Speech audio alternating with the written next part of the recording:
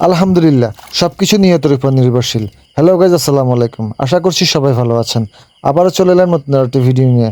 Guys, আপনারা ইতিপূর্বে জেনেছেন যে আমরা গবাদি পশু পালন করি, আর গবাদি পশু পালন করার জন্য আমরা অনেকগুলো ঘাসের জমির আবাদ করেছি।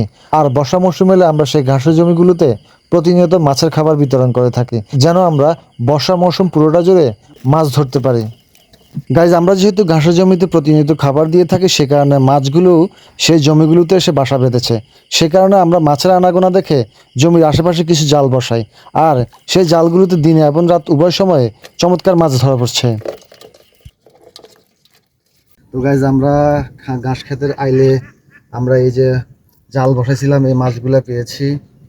তো এভাবেই মূলত আমরা সারা বছর মাছ ধরে থাকি। আমাদের যে বিস্তীর্ণ এলাকা জুড়ে যে ঘাস ক্ষেতটা দেখতে পাচ্ছেন, এই ঘাস ক্ষেতগুলোতে হিউজ পরিমাণে মাছ এসে বাসা বাঁধে। সেই জন্য সেইটাকে চিন্তা করে আমরা প্রতিনিয়ত খাবার দিয়ে থাকি, যার ভিডিও আপনারা দেখেছেন।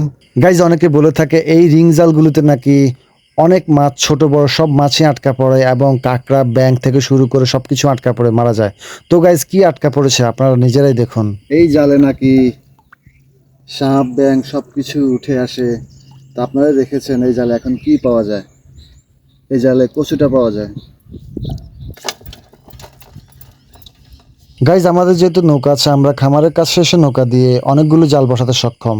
আর সবগুলো জালে অল্প অল্প করে যে মাছ পাওয়া যায়, আলহামদুলিল্লাহ গাইজ, আমাদের প্রতিদিনের খাবারের মাছ হয়ে যায়। গাইজ, আপনি যেহেতু এখন পর্যন্ত আমার ভিডিওটি দেখছেন, তাহলে অবশ্যই গাইজ আপনার ভিডিওটি ভালো লেগেছে। আর সত্যি যদি গাইজ ভিডিওটি ভালো লাগে, তাহলে রিকোয়েস্ট করছি গাইজ, আমার পেজটি লাইক দিয়ে এবং আমার চ্যানেলটি সাবস্ক্রাইব করে আমাকে সহযোগিতা করুন।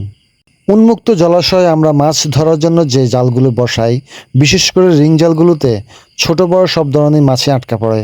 তাই আমরা কিছু কিছু ছোট মাছ আবার পুনরায় উন্মুক্ত করে দেই।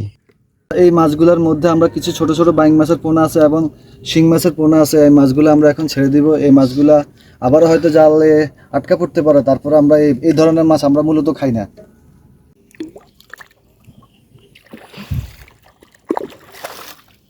আশা করছি গাইজ মাছের পোনাগুলো ছেড়ে দেওয়া দেখে আপনাদের সবারই ভালো লেগেছে।